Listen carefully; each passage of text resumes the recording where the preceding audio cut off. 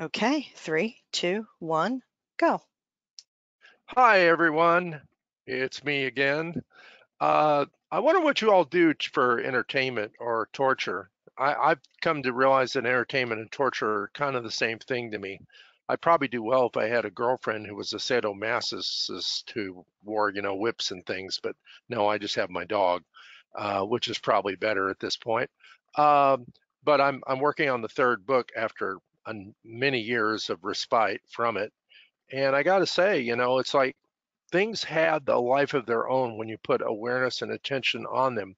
I once read a thing or I saw a video or something about somebody describing how even like if you were in an emotional state and you were hugging your pillow on your sofa to you, then that that object could get imprinted with your emotions. A long time ago, very long time ago, my first wife was she painted something and on a canvas, and she had all this emotion that went into it, and it was just like chaotic and kind of ugly, but it was cool too because it was a work of her expression of the feeling in the moment.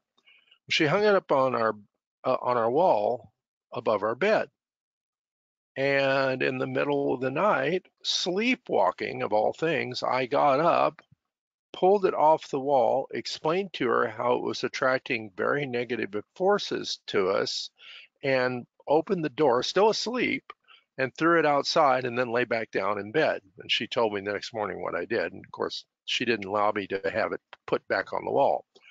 Um,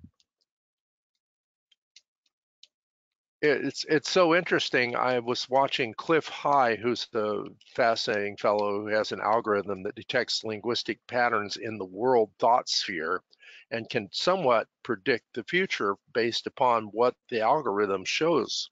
And he's been very accurate, including applying it to Bitcoin and currency trading.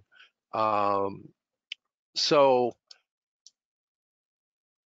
he was talking about Antarctica, and I saw this video where he said that in Vietnam they had night vision scopes that were the first edition of them that had red filters instead of the green. Today we use green, but they developed a problem because the gunners on some of the ships in the flotilla in Vietnam would start freaking out when wearing the goggles and shooting at something that didn't appear to be there. And it turns out when the officer who was curious about what was going on put on the goggles, he saw what looked like flying demons who could look back at him and interact with him and were gesturing at him. And the gunners on these airplanes, these ships, they felt like they were personally being attacked and they were shooting into the air, this artillery. And so it makes one wonder, about these alternate dimensions and shamanic landscapes and dreamscapes and all of this and just how relevant that might be if we're living in a dream.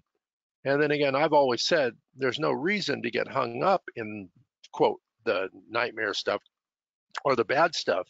But I also think ignoring it or running from it or not recognizing it, like not recognizing the scope of what you might call shadow or evil and only trying to garner towards the light, you create a split and a schism in the psyche that you can't perceive those things that you might be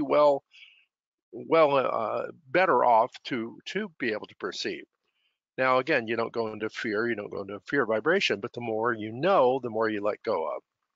And so that's kind of the message, the more you know, the more you really don't know, and the less you care, and you let go of it, and you follow the current of life. And I'll see you next week.